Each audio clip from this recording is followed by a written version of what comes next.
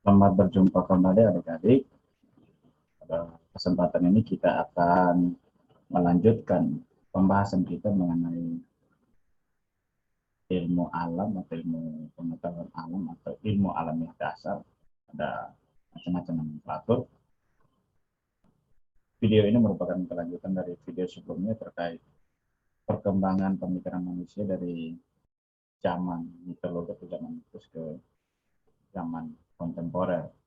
Nah, pada kesempatan ini kita akan berbicara tentang perkembangan dan pengembangan ilmu pengetahuan alam. Di dalam tema ini ada 5 poin yang akan kita bicarakan tentang perkembangan dan pengembangan ilmu pengetahuan alam. Yang pertama itu adalah metode ilmiah sebagai dasar ilmu pengetahuan alam. Lalu yang kedua, alasan metode ilmiah dikatakan sebagai ciri ilmu pengetahuan alam. Yang ketiga, perkembangan ilmu pengetahuan alam. Yang keempat, penerapan metode ilmiah pada ilmu pengetahuan alam klasik dan ilmu pengetahuan alam modern, dan yang terakhir yang kelima yaitu ruang lingkup ilmu pengetahuan alam dan pengembangannya. Sekarang kita lihat metode ilmiah sebagai dasar ilmu pengetahuan alam. Yang pertama kita lihat dulu pengertian dari ilmu pengetahuan alam itu sendiri. Ilmu pengetahuan alam itu adalah ilmu yang mempelajari tentang pengungkapan rahasia dan gejala alam, meliputi asal-usul alam semesta dengan segala isinya, termasuk proses, mekanisme, sifat benda maupun peristiwa yang terjadi.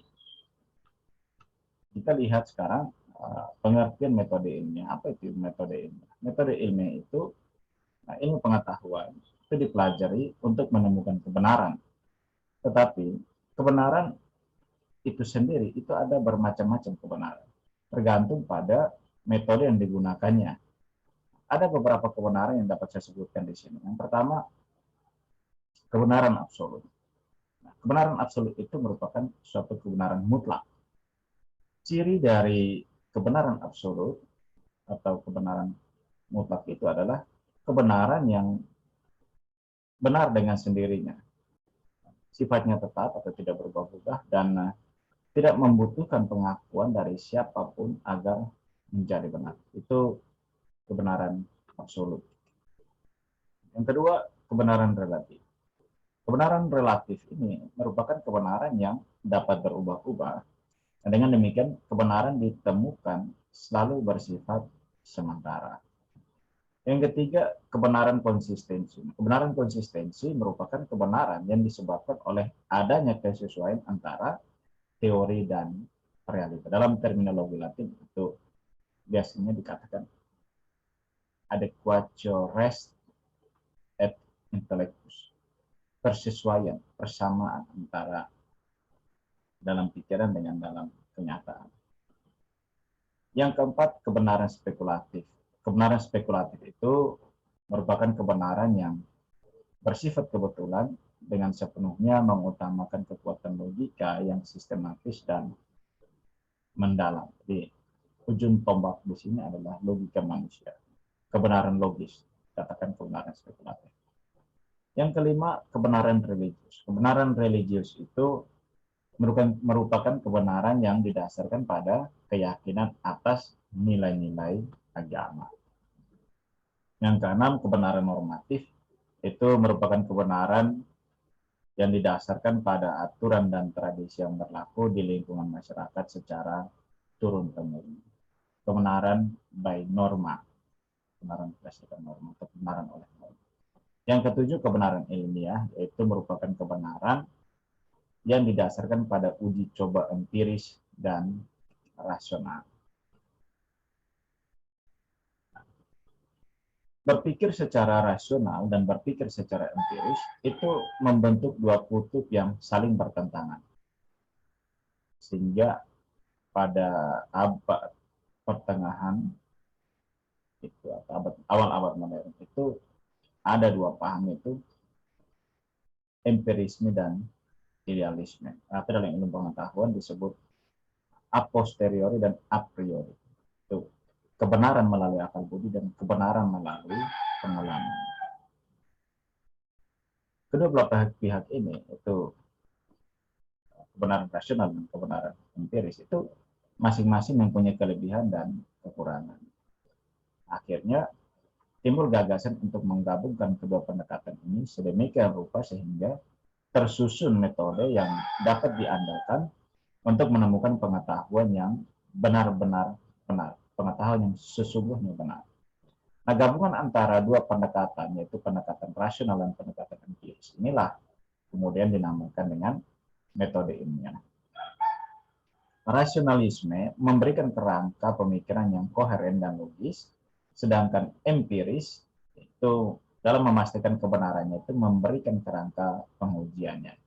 Nah, dengan demikian, maka pengetahuan yang dihasilkan adalah pengetahuan yang konsisten dan sistematis, serta dapat diandalkan karena telah diuji secara empiris. Metode-metode ilmiah itu merupakan bagian yang paling penting dalam mempelajari ilmu alamiah. Langkah-langkah dalam menerapkan metode ini tidak harus selalu berurutan, langkah demi langkah seperti yang tercantum. Berikut ini akan saya jelaskan. Nah, yang penting adalah pemecahan masalah untuk mendapatkan kesimpulan atau generalisasi hanya didasarkan atas data dan diuji dengan data, bukan oleh keinginan, prasangka, kepercayaan, atau pertimbangan lain. Dalam konteks ini semua subjektivis, semua yang bernuansa kedirian atau keakuan itu harus dikeluarkan, sehingga kebenaran yang ditemukan itu benar-benar kebenaran yang objektif. Ada beberapa langkah dalam penerapan metode ilmiah. Yang pertama itu penemuan atau penentuan masalah. Dalam kehidupan sehari-hari kita menghadapi berbagai macam masalah. Ada saja masalah. Nah, dengan adanya masalah ini maka otak kita mulai berpikir kenapa, apa, kenapa, dan bagaimana solusinya. Kesadaran mengenai masalah yang kita temukan secara empiris tersebut itu menyebabkan kita mulai memikirkannya secara mendalam. Karena memang hakikat kita manusia adalah makhluk logis, makhluk berakal budi, makhluk yang selalu bertanya karena adanya akal budi. Kita kemudian mulai mengkaji secara rasional masalah tersebut, kemudian dirumuskan sedemikian rupa hingga memungkinkan untuk dianalisis secara logis dan kemudian mudah untuk dipecahkan. Jadi langkah pertama ini kita menetapkan dulu masalah yang akan kita telaah dengan ruang lingkup serta batasan-batasan. Fungsi batasan supaya masalah itu tidak melebar. Kita fokus pada masalah yang kita diselesaikan. Nah, ruang lingkup dan batasan-batasan tersebut harus jelas sehingga tidak mengalami kesukaran dalam merumuskan kerangka. Yang kedua, perumusan kerangka masalah. Langkah ini merupakan usaha untuk mendeskripsikan permasalahan secara lebih jelas. Suatu masalah merupakan satu gejala di mana beberapa fakta saling berkaitan satu sama lain dan membentuk suatu permasalahan. Unsur-unsur yang membentuk kerangka ini dapat kita turunkan secara empiris, tetapi tidak semua masalah dalam keadaan demikian. Banyak masalah-masalah yang unsur-unsur pembentuknya tidak dapat dikenal dengan langsung secara empiris dan untuk itu diperlukan kerangka pemikiran rasional. Jadi dalam langkah perumusan kerangka permasalahan ini, kita sudah mulai berpikir secara empiris dan secara rasional. Yang ketiga adalah pengajuan hipotesis. Hipotesis adalah kerangka pemikiran sementara yang menjelaskan hubungan antar unsur-unsur yang membentuk suatu kerangka permasalahan. Pengajuan hipotesis ini itu didasarkan pada permasalahan yang bersifat rasional. Kerangka pemikiran sementara diajukan itu disusun secara deduktif berdasarkan premis-premis atau pengetahuan yang telah diketahui kebenarannya. Yang keempat, deduksi hipotesis. Kadang-kadang dalam menjembatani permasalahan secara rasional dengan pembuktian secara empiris itu membutuhkan langkah perantara. Deduksi hipotesa ini merupakan langkah tertentu dalam rangka menguji hipotesa yang diajukan. Konsekuensi hipotesis tersebut secara deduktif dijabarkan secara empiris. Jadi, dapat dikatakan bahwa deduksi hipotesis merupakan identifikasi fakta-fakta apa saja yang dapat diamati dalam dunia fisik yang nyata dalam hubungannya dengan hipotesis yang diajukan. Yang kelima, pengujian hipotesis. Nah, langkah ini merupakan suatu usaha untuk mengumpulkan fakta-fakta yang relevan dengan deduksi hipotesis. Jadi, fakta-fakta tersebut sesuai dengan konsekuensi hipotesis, itu berarti bahwa hipotesis yang diajukan terbukti benar karena didukung oleh fakta-fakta yang nyata. Sebaliknya, jika fakta-fakta yang ada tidak sesuai dengan konsekuensi hipotesis, yang berarti bahwa hasil deduksinya meleset, maka hipotesis tersebut harus ditolak. Jadi, kriteria untuk menentukan apakah suatu hipotesis itu benar atau tidak ialah kenyataan empiris. Apakah hipotesis tersebut didukung oleh fakta atau tidak. Nah, dengan telah dibuktikannya kebenaran dari suatu hipotesis, maka hipotesis tersebut dapat dianggap sebagai suatu teori yang ilmiah dan merupakan pengetahuan baru. Pengetahuan baru ini dapat berupa teori baru, kaidah baru, atau mungkin juga dapat berupa penemuan lanjutan dari teori yang sudah ada. Selanjutnya, pengetahuan ini dapat digunakan sebagai premis dalam usaha untuk menjelaskan atau menelaah gejala-gejala lainnya. Proses kegiatan ilmiah tersebut itu berlangsung dan merupakan daur yang tidak ada batas akhir. Sekarang kita lihat bagian kelemahan dan keunggulan dari metode ilmiah. Kita lihat pertama dulu kelemahan.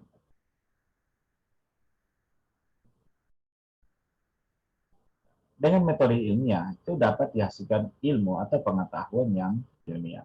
Dalam pengujian hipotesis diperlukan data. Data ini berasal dari pengamatan yang dilakukan oleh panca indera, serapan indrawi. Nah, kita mengetahui bahwa panca indera mempunyai keterbatasan untuk menangkap suatu fakta. Dengan demikian, maka data yang terkumpul juga tidak sesuai dengan yang sebenarnya. Kita kan dalam pengambilan data kita menggunakan sampel. Apakah sampel itu mengandung seluruh unsur populasi atau tidak? Ini sedikit keterbatasan. Kesimpulan yang dapat diambil berdasarkan data yang tidak benar, tentu saja akan tidak benar juga. Jadi, peluang terjadinya kekeliruan suatu kesimpulan yang diambil berdasarkan metode ilmiah itu tetap ada. Oleh karena itu, semua kesimpulan ilmiah atau kebenaran ilmiah termasuk di dalamnya ilmu pengetahuan atau ilmu alamiah dasar atau ilmu tentang alam itu bersifat tentatif. Ini artinya bahwa kesimpulan itu dianggap benar selama belum ada kebenaran ilmu yang dapat menolak kesimpulan itu. Nah, misalnya kalau ada penelitian lebih lanjut dan temuan bahwa itu ada sesuatu yang benar yang sifatnya membantah kebenaran yang kita temukan saat ini, berarti kebenaran saat ini akan terbantahkan berdasarkan temuan baru tersebut.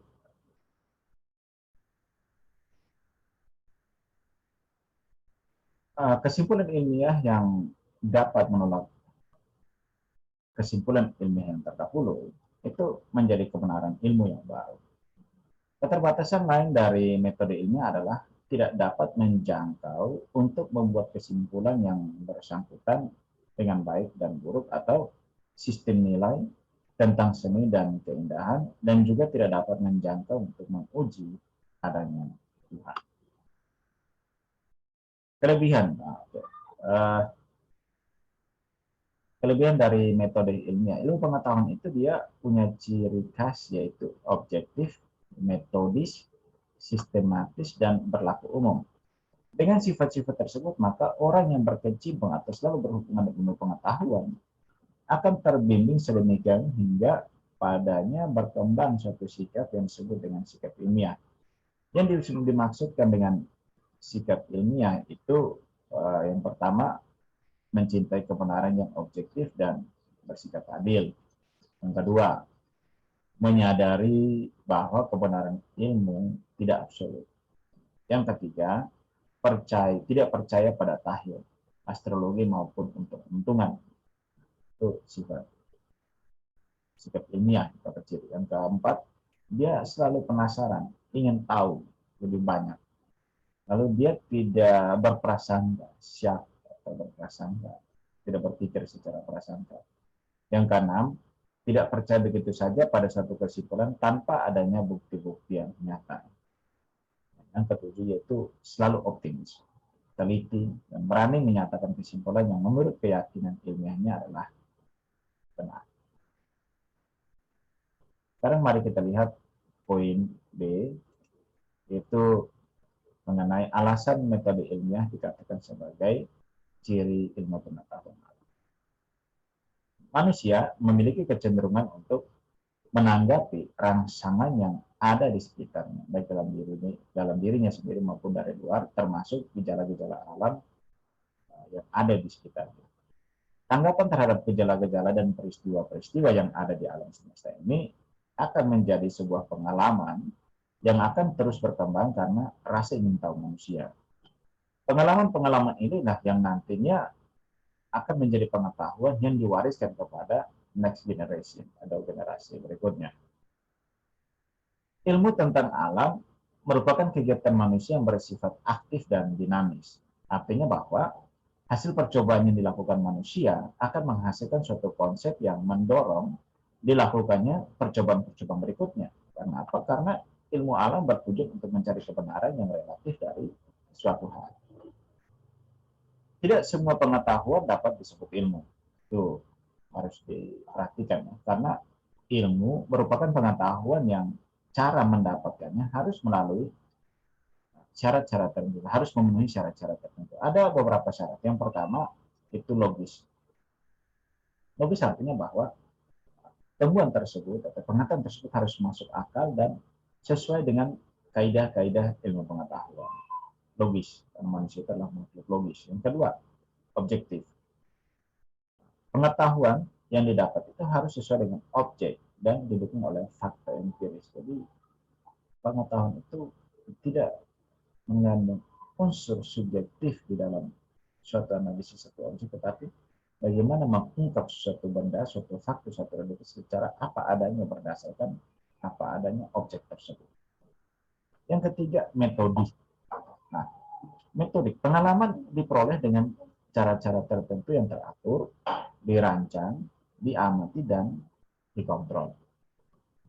Yang keempat, sistematik. Pengetahuan itu disusun dalam satu sistem yang saling berkaitan dan menjelaskan satu sama lain sehingga menjadi satu kesatuan yang utuh. Yang kelima, yaitu universal. Pengetahuan itu berlaku untuk siapa saja dan di mana saja, yaitu dengan cara eksperimentasi yang sama akan diperoleh hasil yang juga sama. Satu pengetahuan itu dapat dikatakan benar apabila ada kesesuaian antara pengetahuan dengan objeknya.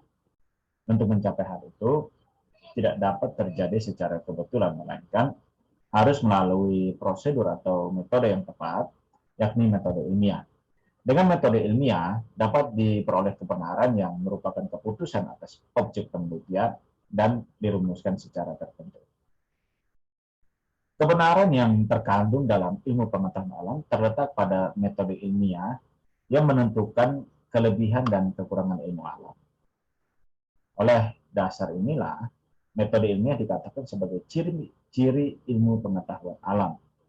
Sehingga pemecahan masalah yang tidak diterapkan melalui metode ilmiah tidak dapat dikatakan bersifat ilmiah. Sekarang kita lihat poin C, yaitu mengenai perkembangan ilmu pengetahuan alam. Sebagaimana telah saya sampaikan sebelumnya, pada awal pengetahuan manusia tentang alam itu masih bercampur dengan mitos. Silakan nonton kembali video saya mengenai sejarah perkembangan pikiran manusia dari zaman mitos sampai zaman modern atau zaman kontemporer. Sehingga sekarang hanya dipandang sebagai pengetahuan semu. Karena tidak memuaskan, upaya manusia diarahkan untuk memperoleh pengetahuan yang sebenarnya dengan menjadikan alam sebagai objek pengetahuan, sehingga lahirlah ilmu pengetahuan alam. Nanti adik-adik bisa cek kembali bahwa ada filsuf-filsuf pertama ya, dari zaman pra-klasik itu pada umumnya mereka berbicara tentang alam. Jadi filsafat alam itu lahir sebelum lahir pertama kali dalam sejarah ilmu pengetahuan. Pengetahuan yang diperoleh itu mula-mula terbatas pada hasil pengamatan. Selanjutnya, semakin bertambah dengan pengetahuan yang diperoleh dari hasil pemikiran. Agar bisa memahami perkembangan sains dengan lebih mendalam, berikut ini saya akan memaparkan hubungan antara filsafat sains, perkembangan sains, pengertian sains, dan pengembangannya serta sarana pengembangan sains. Yang pertama kita lihat hubungan filsafat dan sains. Nah, filsafat itu dikatakan sebagai mater studiorum atau mater essentiarum. Artinya filsafat sebagai ibu pembelajaran atau induk dari segala ilmu pengetahuan.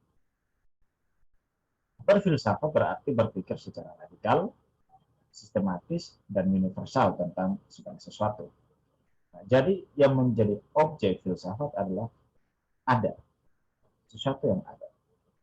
Baik itu ada di dalam realitas yang dapat dicerap oleh panca indera ataupun ada secara logik, ada di dalam pikiran manusia. Sejauh itu ada, dia menjadi objek kajian filsafat.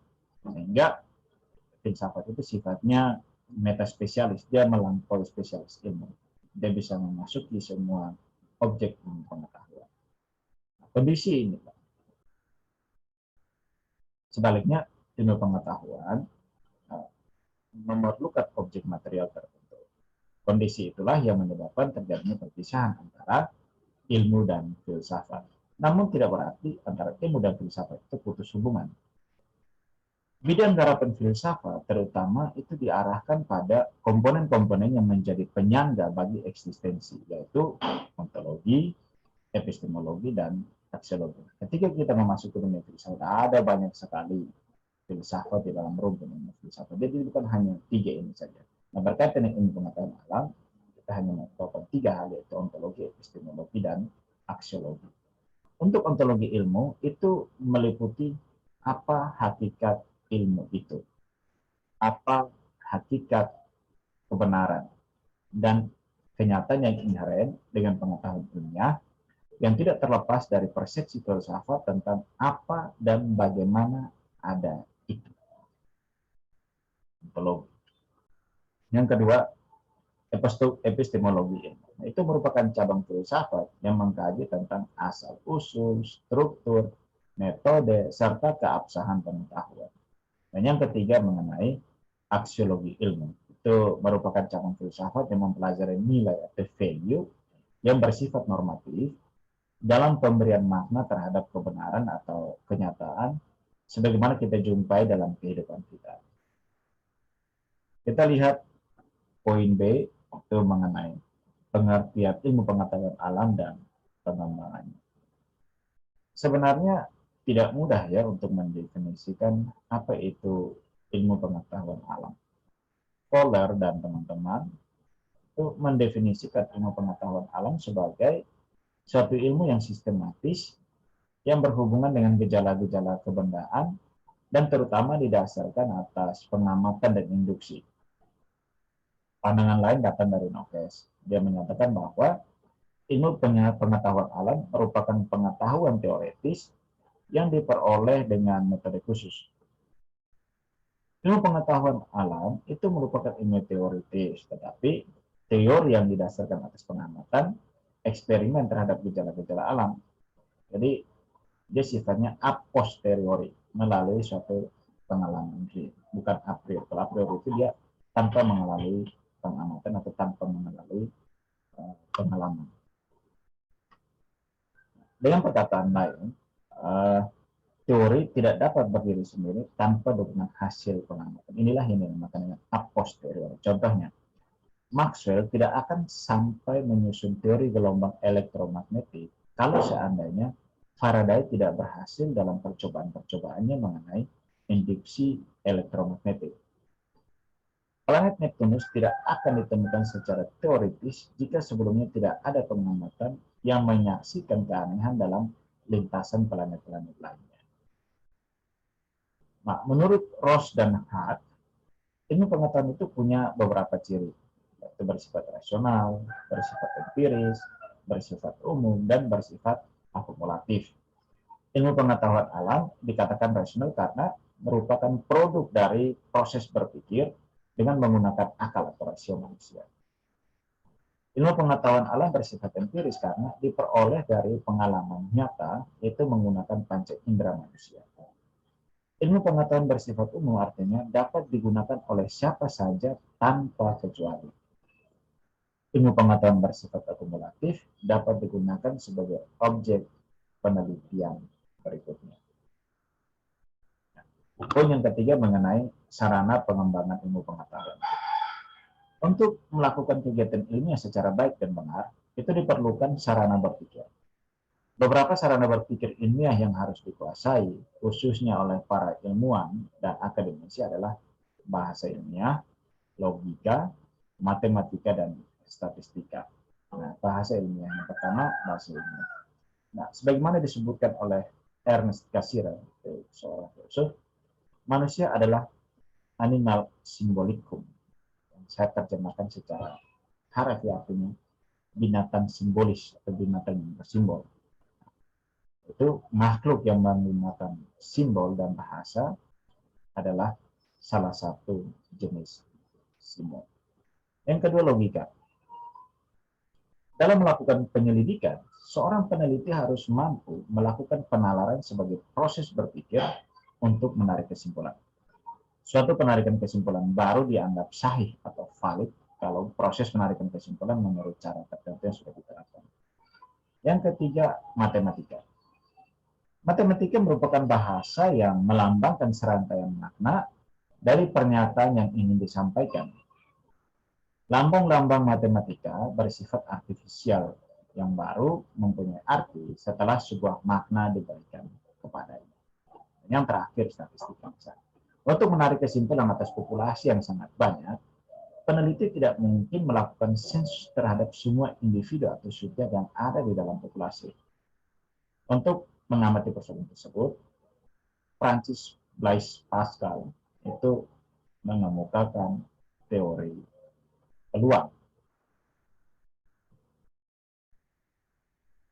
Berikutnya kita lihat kerangka pemikiran dengan metode ilmiah. Itu meliputi 4 hal. Yang pertama, pengajuan masalah. Di dalam pengajuan masalah itu ada latar belakang masalah, identifikasi masalah, pembatasan masalah, perumusan masalah, dan tujuan penelitian. Yang kedua, itu penyusunan kerangka teoritis dan pengajuan hipotesis, di mana di dalamnya mengandung pengkajian teori yang digunakan, pembahasan penelitian yang relevan, penyusunan kerangka berpikir, dan penyusunan hipotesis. Yang ketiga, metode penelitian, yaitu merangkum di dalamnya tujuan penelitian, tempat dan waktu penelitian, metode penelitian, teknik pengambilan data, teknik pengumpulan data, dan teknik analisis data. Dan yang terakhir, poin B, yaitu hasil penelitian. Nah, di dalam hasil penelitian ada variabel, ada teknik analisis, kesimpulan analisis data, penafsiran kesimpulan data, dan kesimpulan pengujian data.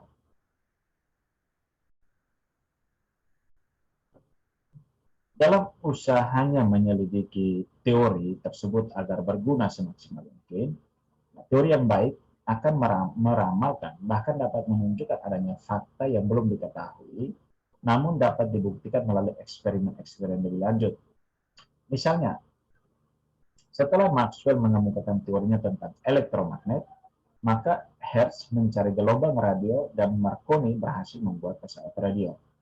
Tetapi apabila ramalan teori tidak sesuai dengan fakta-fakta yang teramati, teoretikus harus melupakan kekecewaannya dan mulai dari permulaan langkah, harus mulai dari awal. Nah, langkah tersebut merupakan disiplin ilmu yang sehat dan benar-benar jujur. Jadi bagaimana sains itu dia punya sifat terbuka dan jujur. Sejak Albert Einstein mengemukakan teori relativitas, terdapat dampak yang nyata pada perkembangan ilmu pengetahuan alam pada umumnya dan fisika khususnya. Satu hal yang membedakan fisika klasik dengan fisika modern adalah mengenai cara menemukannya. Fisika modern mencoba melalui penelaahan model matematika dengan persamaan yang rumit, kemudian model tersebut diuji kebenarannya, melalui eksperimen. Sedangkan fisika klasik mulai dari eksperimen, kemudian disusun suatu teori.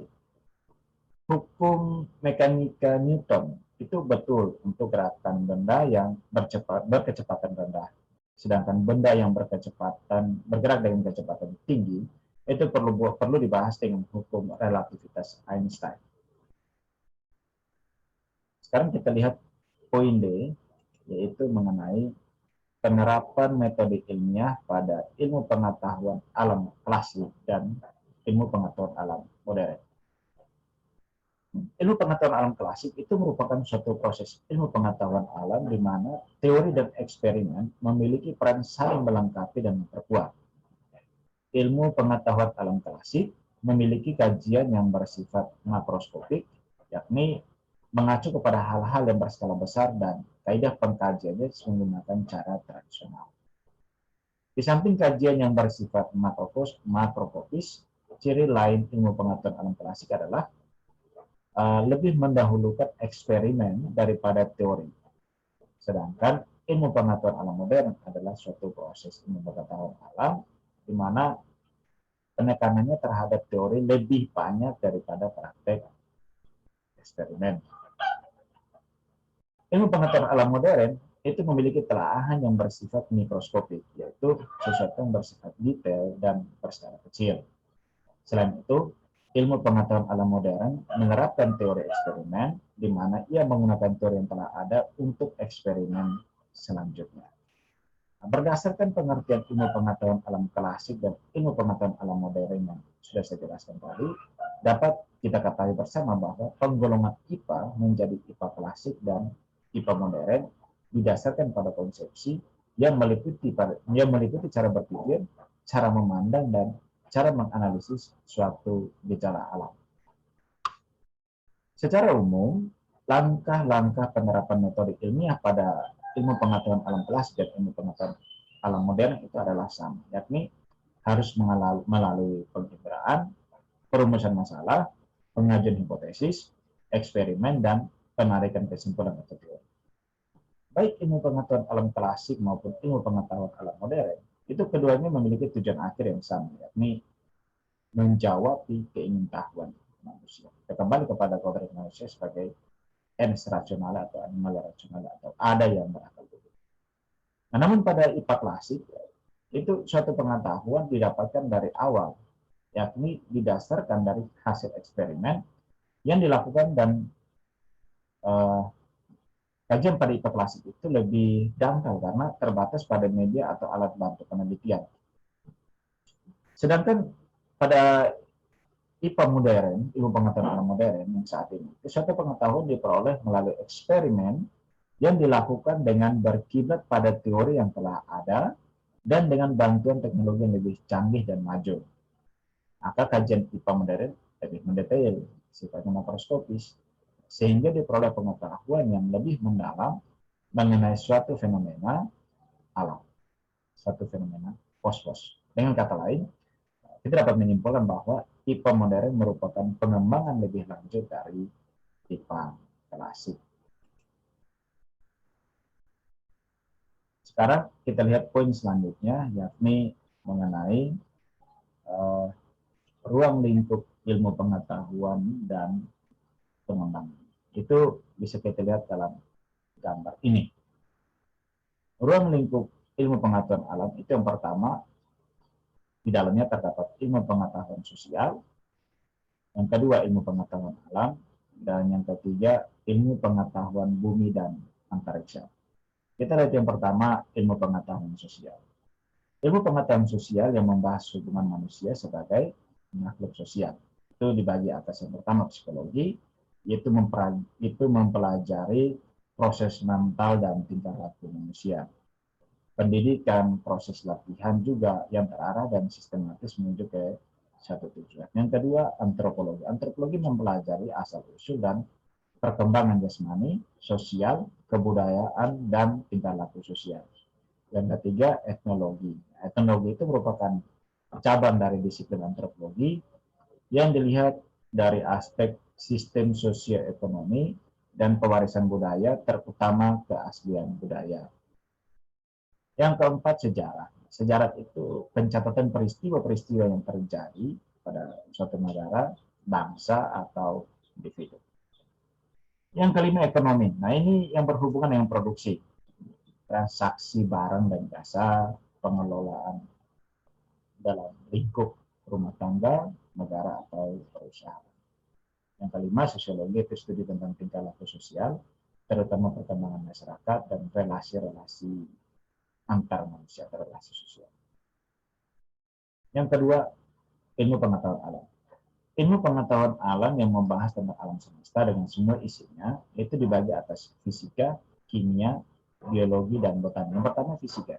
Fisika mempelajari benda tak hidup dari aspek wujud dengan perubahan yang bersifat sementara, seperti bunyi, cahaya, gelombang magnet, teknik kelistrikan, dan teknik nuklir. Yang kedua, kimia. Kimia mempelajari benda hidup dan tak hidup dari aspek susunan materi dan perubahan yang bersifat tetap. Kimia secara garis besar dibagi kimia organik dan kimia anorganik. Dari hasil ilmu ini dapat diciptakan seperti plastik, bahan peledak, dan lain sebagainya. Yang ketiga, biologi, yaitu ilmu yang mempelajari makhluk hidup dan gejala-gejalanya.